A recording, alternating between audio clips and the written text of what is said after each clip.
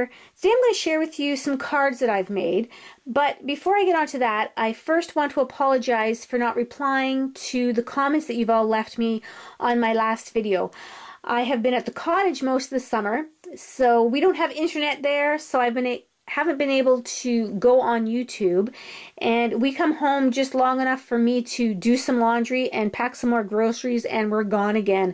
But you know, summers here in Canada, in my opinion, are way too short, so we try and spend as much time as we can there.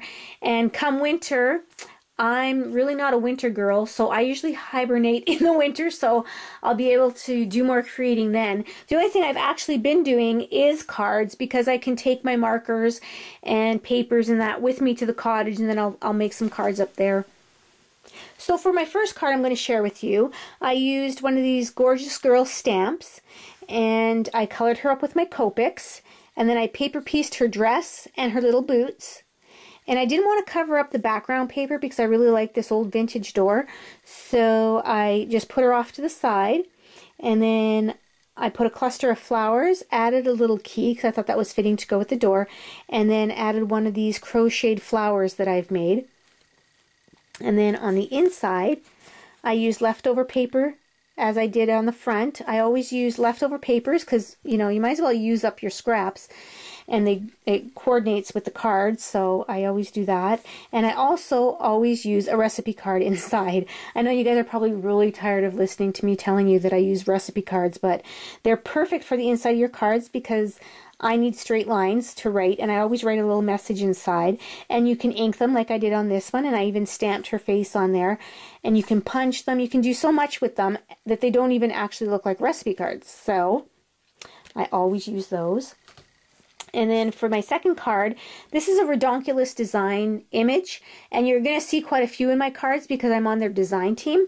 And what they are digital images, and I'm not really good with the computer, but I think I've mastered the digital images on how to resize them and that. So I'm quite proud of myself with that.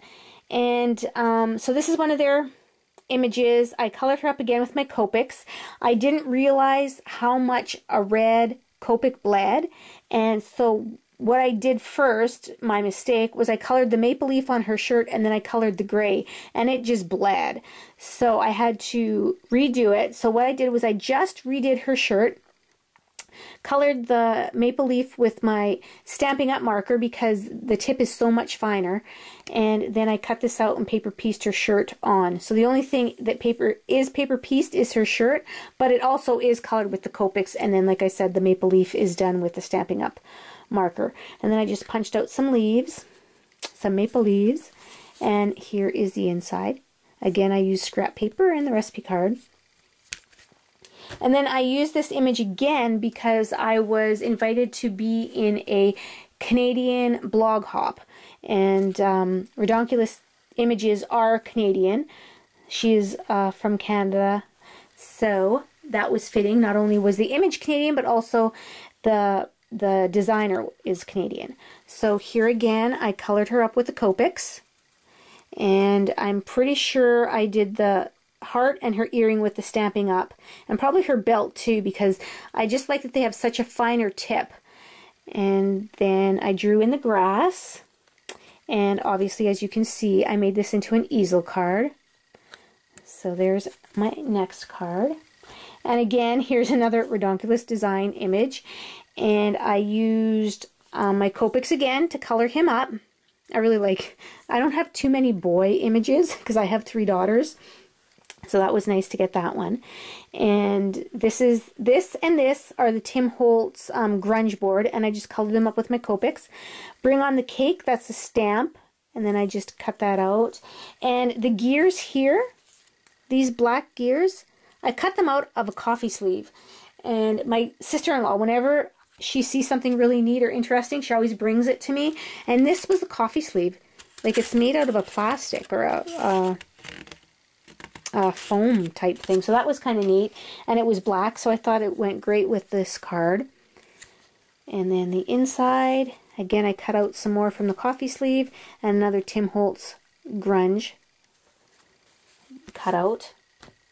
And then the last one, this is another Redonkulous design image, and I wanted to do watercolor with her. But, like I said before, I'm new to digital images, and I didn't realize that it would bleed when I added water to it. Because what I like to do when I watercolor is I outline with my Stampin' Up! Marker, and then I take the water pen and I drag the color out. Well, when I did that, it just bled all over the place. So I thought, well, you know what? Maybe I'll just color her up with my Stampin' Up! Markers. So that's what I did. I colored it up. And you can tell they don't blend as nicely as the Copics, but they do a really good job still. And then this is just a die cut piece of paper from a paper collection I had. And these papers are really old. Like these two here, the pink and the blue, I bet you they're probably 15 years old, probably maybe even older than that. And then I added a little bit of ribbon or lace to it. And then the inside, I didn't use a recipe card, surprise, surprise. I used a tag, and I was going to stamp on there, but I haven't gotten around to doing that yet. So here are my latest cards. I hope you enjoyed them, and I hope you can get some ideas and some inspiration from them. Thanks for joining me. Bye now.